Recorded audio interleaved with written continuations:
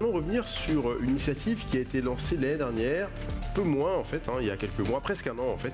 Et il s'agit de 17 Cyber, le contact qui permet aux entreprises, aux particuliers, lorsqu'ils sont victimes d'une cyberattaque, d'entrer en contact avec les pouvoirs publics et justement de savoir ce qui doit être fait dès les premières minutes, peut-être les premiers jours de l'attaque. Et pour aborder ce sujet, nous sommes avec 3 invités.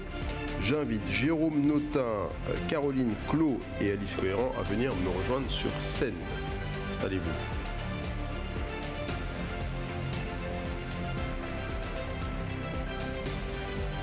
Voilà, installez-vous. Jérôme, mettez-vous sur le siège saumon. Voilà. Non, c'est juste... oui, effectivement. Voilà. Caroline Clos, voilà. Mettez-vous sur le siège saumon également.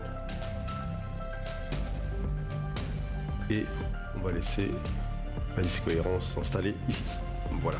Merci beaucoup. Prenez le micro, allez-y. Alors, je rappelle qui vous êtes. Nous avons, j'ai à ma gauche Jérôme Notin, directeur général de cybermalveillance.gouv.fr. Rappelez-nous, cybermalveillance, Jérôme, rappelez-nous de quoi il s'agit.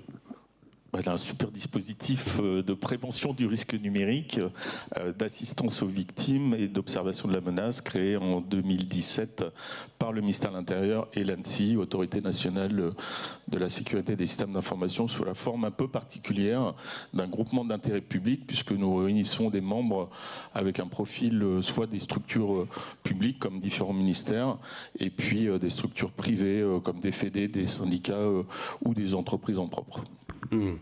À côté de vous, Alice Cohérent, chef de pôle de détection des menaces cyber à l'OFAC, Office anti-cybercriminalité pour la police nationale. Je crois que je ne me suis pas trompé. Alors c'est un office interministériel effectivement, et donc dans le cadre de mes fonctions, je suis à la tête des 2 plateformes qui sont Pharos d'un côté, qui est un peu plus connu, et Thésée pour les escroqueries en ligne de l'autre. D'accord. Et je finis par Caroline Clos, lieutenant-colonel, chef du détachement de l'Unicyber au Centre national des opérations. C'est ça, il y a une petite évolution. Maintenant, c'est chef de la division animation, RANS, coordination de l'UNCyber, mais dans la même structure. D'accord, bon, petite évolution. Elle est récente, je ne l'avais pas... 1er septembre. C'est ça, d'accord. Bon, je ne l'avais pas encore... je l'avais pas noté. Peut-être une première question pour vous, Alice Cohérent.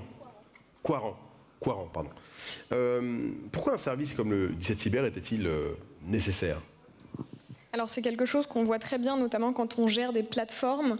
Il y a aujourd'hui, pour les citoyens, pour les victimes, une pluralité très importante de services qui sont offerts. Et la pluralité de ces services fait qu'on n'est pas toujours orienté de la manière qu'il faudrait pour les trouver. Pour vous donner un exemple, Thésée, c'est une plateforme qui vise à permettre aux citoyens de déposer plainte en ligne ou de faire des signalements pour des faits relatifs à des escroqueries en ligne. Or, si la personne ne sait pas qu'elle peut aller sur Thésée, ou si elle le sait insuffisamment bien, elle ne va pas être orientée correctement. Et c'était ça un des premiers enjeux majeurs, constituer un filtre, un guichet unique qui s'appuie sur la grande expertise de cybermalveillance pour mieux orienter les victimes. Jérôme, quel est le premier bilan que vous tirez des premiers mois d'existence du 17 Cyber ?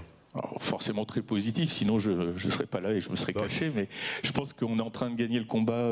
Je dis combat parce qu'il y a différentes structures publiques qui sont impliquées. Le combat de ce guichet unique. J'ai vu ce matin en arrivant, là, le ComCyberMI, qui est aussi ministériel, qui regroupe police et gendarmerie, a fait une note qu'ils ont publiée là tout fin août, où en fait à la fin, c'est une note sur on usurpe la fonction de policier et gendarme pour faire des arnaques à la crypto. Il y a encore quelques mois, en tout cas avant l'année dernière, ça aurait été compliqué de renvoyer vers une plateforme qui apporte une réponse. D'accord ? Et grâce au 17 Cyber, justement, le travail collectif qu'on a fait avec la police et la gendarmerie, aujourd'hui on adresse l'ensemble des menaces à travers ce guichet unique qui va soit renvoyer vers un téléservice, Perceval, Thésée, Pharos, soit proposer une mise en relation avec un prestataire lorsque c'est technique et que la victime a besoin d'une assistance, soit effectivement aussi renvoyer vers le chat police-gendarmerie 24 heures sur 24, 7 jours sur 7, pour pouvoir être assisté à la judiciarisation. La puissance publique, elle a besoin, pour mettre des moyens pour résoudre des problèmes, d'avoir une quantification de la menace, en tout cas d'un sujet. Et voilà, le dépôt de plainte, on l'a beaucoup fait pour ça. Le dépôt de plainte, il est fondamental pour justement que, collectivement, on se rende compte de la menace cyber telle qu'elle est. Et puis juste pour terminer, quand on sonde les usagers de la plateforme, à 83%, ils se disent satisfaits des services qui sont rendus par le 17 Cyber. Donc très positif. Caroline Clos, quel type de conseils très pratiques reçoivent les usagers lorsqu'ils se rendent compte qu'ils ont été attaqués voilà, quand ils contactent 17 Cyber, qu'est-ce qu'on leur dit quels conseils on leur donne dans les premières minutes, les premiers jours après l'attaque? Alors ça va dépendre des menaces. Il y a un travail collectif qui est fait, police, gendarmerie, ACIMA, où on se rencontre régulièrement autour de groupes de travail pour établir les différentes menaces sur lesquelles on travaille. Ensuite, notre but, c'est de permettre à la population et aux victimes, à partir d'un diagnostic, de vraiment cibler l'infraction auquel elles sont confrontées, à partir de mots-clés, à partir d'une description d'une manière d'opérer. Et ensuite, on leur donne des conseils. Typiquement, je vais prendre un cas d'usage, l'escroquerie qui consiste à recevoir un mail disant que vous avez téléchargé du contenu pédopornographique et on vous demande de payer une amende pour ne pas être poursuivi avec derrière une attache police ou gendarmerie, une Marianne pour donner de la crédibilité au mail. On va donner pour conseil, si le versement a été fait, de tout de suite prendre contact avec la banque pour essayer de bloquer les fonds, et ensuite d'accompagner la personne vers le dépôt de plainte en collectant l'ensemble des preuves qui sont nécessaires au dépôt de plainte, c'est-à-dire les captures d'écran, les en-têtes de mail, pour que derrière les policiers ou les gendarmes puissent avoir l'ensemble des éléments pour mener les investigations. Et la personne, elle a accès à ces conseils directement en ligne, mais elle peut aussi se faire accompagner par le chat, police ou gendarmerie, si elle a besoin d'éléments complémentaires. La police et la gendarmerie, ils n'ont qu'un seul but, c'est éviter d'avoir le chiffre noir de la délinquance et d'amener jusqu'au dépôt de plainte, parce qu'il n'y a qu'à cette condition que nous, on pourra derrière judiciariser l'affaire.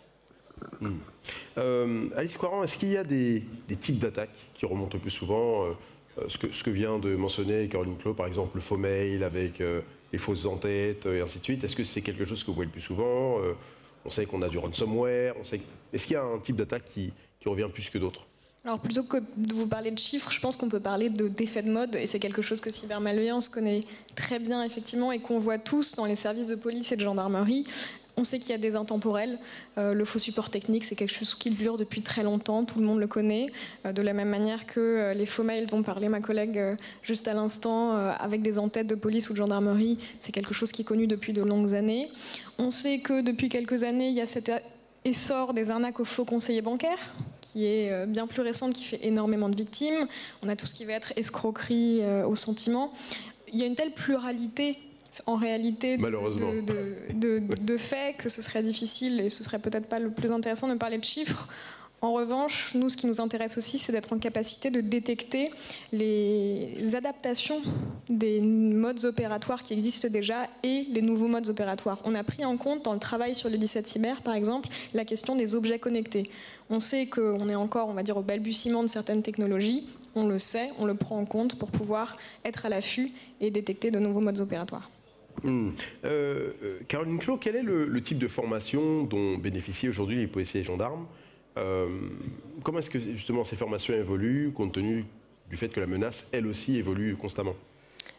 Alors, je vais parler pour la gendarmerie. Pour la gendarmerie, on a un peu plus de 11 000 personnels qui sont formés avec différentes qualifications en cyber. Ça peut être un niveau de détection des cybermenaces qu'on appelle ICM.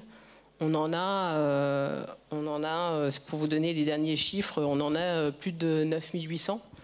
Après, on a un niveau enquêteur sous pseudonyme, où là, on est plus affecté dans des unités de recherche et où on va faire des enquêtes sous pseudonyme. On a fait un effort de formation, on est à 1300 enquêteurs formés, enquêteurs sous pseudonyme. Et ensuite, on a un niveau supérieur qui est les enquêteurs, les cyber-enquêteurs, donc les anciens NTech. On est à 360 NTech et 300 FinTech, c'est-à-dire des enquêteurs formés aux crypto-monnaies. Tout ce panel-là, il va se retrouver dans différentes unités, en section de recherche, donc dans une unité purement PJ, en brigade de recherche, et pour le niveau ICM, dans l'ensemble des unités.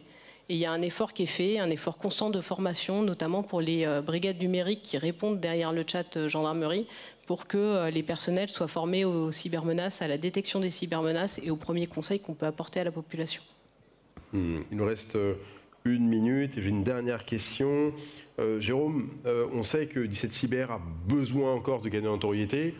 Quelles sont les actions que vous allez lancer dans ces prochaines semaines, ces prochains mois, justement pour permettre au service d'être encore plus connu, parce qu'on l'a vu à travers votre discussion, il y a une vraie utilité, un vrai besoin. Il y a un vrai besoin de réunir l'ensemble des acteurs de la réponse à incident, tant sur l'aspect judiciaire que l'aspect technique. Donc on l'avait annoncé au FIC cette année, donc l'intégration des CSIR territoriaux, en tout cas ceux qui le souhaitent, dans la branche historique cybermalveillance de réponse à incident. Donc dans quelques semaines, on aura le plaisir d'intégrer l'offre de services d'assistance du CSIRT Nouvelle-Aquitaine et Occitanie. Ça, c'est la première des choses. Et puis, on travaille beaucoup encore sur la proposition qu'on a faite, il me reste 8 secondes, je vais essayer d'être synthétique, du module 17 Cyber. Je crois que l'année dernière, j'ai eu l'occasion de le présenter. Donc, le module 17 Cyber, c'est que n'importe quel site web peut héberger ce petit module qui permet donc la qualification de la menace et potentiellement ensuite d'être mis en relation avec un prestataire ou un policier, un gendarme pour la judiciarisation. Et bien ça, il n'est pas suffisamment déployé. Aujourd'hui, on a beaucoup de collectivités. On a l'Association des maires de France qui a fait un super boulot et l'OFAC aussi en sensibilisant justement les structures publiques. Mais moi, je vous avoue que je suis un peu déçu que la communauté cyber, alors la salle est un peu clairsemée là, mais si vous me permettez, je vais faire un petit appel. Voilà, si vous disposez d'une plateforme web, que vous soyez un éditeur, un utilisateur, bon, le ministère de l'Intérieur c'est déjà fait évidemment et très bien fait, mais voilà, n'importe quelle structure, vous avez cette possibilité de faire bénéficier vos visiteurs de ce parcours de qualification de la menace et tous les services qu'on évoquait tout à l'heure avec la police et la gendarmerie. Donc voilà, n'hésitez pas à déployer ce module sur votre plateforme pour faire connaître aussi le 17 Cyber. Ce sera le mot de la fin. Merci beaucoup Jérôme, merci mesdames, merci beaucoup. Jérôme reste avec nous mesdames, je vous en prie, vous pouvez reprendre vos places dans la salle. Alors on vient de parler de 17 Cyber à l'instant et on va finir cette plénière, cette matinée sur un sujet qui est tout aussi important, qui est celui de la cybersécurité au quotidien. Et pour aborder ce sujet, j'invite Smara Lungu, directrice stratégie, marketing, communication et relations institutionnelles chez Decapost, à rejoindre Jérôme Notin. Voilà, Smara, un micro. Je vous laisse vous installer, bonjour. Voilà, et on va démarrer d'abord par une vidéo. Hello. Coucou. Ça te dit de se retrouver dans 30 minutes au café des amis? Je peux pas, regarde. Mon fils a déchiré mon permis, il faut que j'aille à la préfecture pour le refaire et ça va prendre des heures. Mais pourquoi tu le fais pas en ligne? Ah ben, j'ai regardé, il y a 1 milliard de sites, j'ai pas confiance, ça sent l'arnaque. Je préfère la file d'attente. T'as raison de te méfier, mais si tu vas sur ants.gouv.fr et que tu t'identifies avec France Connect, c'est hyper sécurisé. Ah mais oui, ça se fait vraiment en quelques clics. Bah, je termine ça et on se retrouve. La dernière arrivée paie les cafés. Ah ouais, t'as pris la confiance. Avec les bons réflexes, le numérique est plus sûr et plus facile. Prenez la confiance. Bonjour à toutes et à tous. On vient de parler de ce qui se passe en ligne, qui nécessite un accompagnement à travers le 17 Cyber et puis l'ensemble des services de police et de gendarmerie. Et on se rend compte que l'enjeu de la confiance en ligne est un enjeu qui relève en fait de la responsabilité de tous. En tout cas, nous, c'est la conviction que nous avons dans le cadre d'une initiative que nous avons lancée il y a 2 ans, qui a pour objectif d'accompagner les citoyens dans une meilleure prise de confiance dans leurs usages en ligne. Et cette initiative, elle a eu comme point de départ un constat qui est très simple, vous allez le voir, mais qui est très édifiant. Ce constat part de chiffres clés qui sont publiés par l'Axel dans un baromètre qui apparaît chaque année et qui nous enseigne qu'aujourd'hui, plus de 90% des Français ont des usages qui sont installés en ligne, mais que moins d'un Français sur deux, je pense qu'on est autour de 42 ou 43%, Jérôme, ont confiance dans ce qu'ils font en ligne. Et ce qui est intéressant dans ces chiffres-là, c'est que à la fois les usages en ligne évoluent chaque année, c'est-à-dire on augmente le nombre de citoyens français qui ont des usages installés en ligne, et en même temps, la confiance de ces citoyens dans ce qu'ils font en ligne, elle stagne, et ça depuis des années. Donc en fait, le constat qui a été le nôtre, c'est que l'écart entre l'usage et la confiance de ce qui est fait en ligne se creusait d'année en année. Et on a souhaité, du coup, s'engager dans une démarche qui se voulait et qui se veut complémentaire à ce qui est mis en place par l'État, par ce qui est mis en place par les collectivités territoriales au niveau local, pour voir comment, à plusieurs, on pouvait agir pour augmenter le niveau de confiance des Français en ligne. Et c'est là qu'on a commencé à se parler. C'est là qu'on a commencé à se parler et c'est là où vous nous avez proposé effectivement de rejoindre ce consortium naissant, encore un petit peu informel. Moi j'ai le souvenir, là tu évoques la notion de confiance, ma maman qui disposait encore d'une ligne fixe sur sa box Internet ne décrochait plus le téléphone lorsqu'elle connaissait pas le numéro. Et ça, il y a 10 ans, j'aurais jamais imaginé ce genre de choses. Et le risque qu'on a collectivement, c'est que les gens perdent confiance dans l'usage d'Internet. Alors, en tant que dispositif d'assistance, on sait qu'il y a des risques, bien évidemment, mais c'est pas pour autant qu'il faut qu'on se coupe de ces outils qui sont formidables. Les réseaux sociaux, ça peut être source de beaucoup de sujets mauvais, mais aussi de choses très positives, d'échanges avec des proches ou autres. Donc voilà, et cette notion de confiance, elle est fondamentale. Alors, nous, ce qu'on a essayé de faire dans la vidéo, c'est de mettre un petit peu des conseils de cybersécurité. Je ne sais pas si tu te souviens, justement, parce que la confiance, elle est générale. Mais voilà, on était très contents de s'associer aux différents partenaires, donc l'INRIA, la Caisse des dépôts, la Croix-Rouge, DocaPost et Orange, pour répondre à cette mission. J'avais la question tout à l'heure de la présentation de notre dispositif, c'est aussi la prévention et la sensibilisation dans les missions de cybermalveillance. Tout à fait. Et ce qu'on a fait, plus de micro, plus d'animateurs. Et du coup, ce qu'on a voulu faire quand on s'est lancé dans cette aventure, ça a été de comprendre un peu cette défiance, elle venait d'où. Donc on l'a fait à travers plusieurs dispositifs. On a fait des études quantitatives, on a fait des enquêtes quali, et puis on a fait des ateliers en territoire pour aller au plus près des usages. Ce qui nous a intéressé, c'était de voir à quel moment dans le parcours la confiance disparaissait et comprendre un peu les leviers qui venaient, qui s'activaient à ce moment-là. Ce qu'on a compris, et cette phase a duré une bonne année, ce qu'on a compris de cette phase, c'est qu'il y avait 3 enseignements clés. La première, c'est que tant que le parcours il est simple, la confiance elle est assez présente. Dès que votre parcours utilisateur commence à se complexifier, là vous avez un levier de perte de confiance qui est très important. Première chose. Deuxième chose, un chiffre clé qui moi m'a marqué et que je n'avais pas en tête, les citoyens nous disent, ils sont 7 sur 10, qui est énorme, à nous dire nous ne pouvons plus nous passer du numérique. Et donc il y a urgence à agir. Et troisième enseignement que nous avons eu, c'est qu'ils apprennent par l'expérience. Malheureusement, dans pas mal de cas, les premières expériences sont pas positives. Et donc, elles relèvent soit de ce qui a été cité tout à l'heure, des mails, des arnaques, etc., mais aussi des expériences pas très positives dans les réseaux en ligne.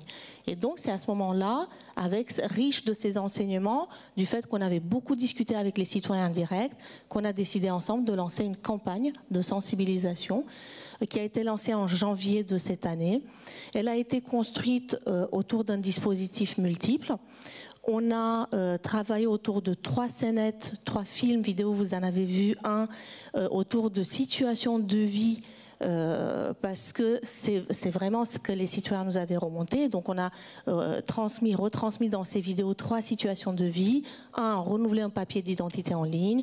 2, partager des données sensibles avec un professionnel. Donc nous avons fait le choix de nous arrêter sur des données de santé, mais on aurait pu le faire avec d'autres types de données. Et 3, tout ce qui était lié aux transactions financières. Ces films-là, ces scénettes-là, on les a relayés dans une plateforme, à travers une plateforme que nous avons mis en ligne, qui s'appelle prenezlaconfiance.fr. C'est par ailleurs la devise de notre campagne, Prenez la confiance. Et puis nous les avons déclinés dans des dispositifs, réseaux sociaux, télé, et puis Bannet, etc. Et ça, c'était très bien. Et ça, je vous dirais aussi, tout le monde sait le faire. Par contre, nous, ce qu'on a aussi fait en plus de ça, c'est que nous avons relayé cette campagne à travers les réseaux de nos partenaires, en fait. Et on a plusieurs milliers de bureaux de poste qui ont des écrans télé, qui accueillent presque 2 millions de personnes tous les jours. Le groupe Orange nous a mis à disposition les centaines de boutiques Orange qui ont des écrans qui donnent vers la rue. Et puis, la Croix-Rouge française nous a également aidé à relayer cette campagne à travers les 1600 lieux de la Croix-Rouge. Et donc, c'est une campagne qui a eu, en quelques semaines, beaucoup de succès. Et c'est moi qui les chiffre. Effectivement, le nombre de visiteurs sur la plateforme, donc prenezlaconfiance.fr, c'est 100 000, hein, c'est ça? En quelques semaines, oui, les premières semaines. Et puis, c'est 20 millions de vues sur les réseaux sociaux. Donc, ce qui est un impact assez intéressant. Et puis, ce qui a beaucoup plu dans cette campagne, c'est que, bien sûr, sans nier tout ce qui est autour du risque, on a fait le choix de faire une campagne un peu décalée, très positive, et en allant dire vos usages, ils sont importants, ils sont utiles, et en vous munissant d'astuces, de conseils. Dans la plateforme, on accueille au-delà des 3 films beaucoup de fiches, de conseils, de tips pour les citoyens, de telle façon qu'on puisse les accompagner au mieux. Et puis, on veut continuer. Et c'est ça, je crois qu'il y a une suite à cette campagne qui est prévue. Effectivement, donc on a lancé cet été, on s'est interrogé sur comment on donnait de l'ampleur à cette campagne.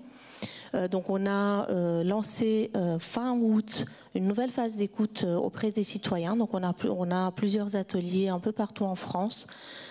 Et si, pour celles et ceux qui sont intéressés, si vous avez des relais en territoire, et vous êtes intéressés par ces ateliers, faites-nous signe. Et on voudrait du coup aller à la rencontre des citoyens pour les interroger, notamment autour de tout ce qui est nouveaux usages, nouvelles technologies, notamment l'intelligence artificielle. Et on voudrait voir, en échangeant avec eux, comment cette notion de confiance, puisque c'est au cœur des journées d'Exatrust, comment elle est vécue par les citoyens, quels usages ils en font, est-ce qu'ils utilisent l'IA, dans quel cadre, est-ce qu'ils sont en confiance, est-ce qu'ils ont aussi un peu des astuces, des garde-fous dans l'utilisation de ces nouvelles technologies, et comment on peut nous faire pour améliorer la confiance. Et il reste 2 secondes, 1 seconde, 0 seconde, voilà. Donc je ne sais pas comment on conclut. On conclut en disant que, par exemple, cette campagne en territoire, on ne pourrait pas la faire sans nos partenaires, les écoles de la deuxième chance, des associations locales. Donc si dans la salle, il y a des partenaires possibles qu'on n'a pas identifiés aujourd'hui et qui voudraient rejoindre notre démarche, vous êtes les bienvenus. Et merci. Merci beaucoup. Merci Smara. Merci Jérôme. C'est la fin de cette plénière. Merci beaucoup de l'avoir suivi avec nous.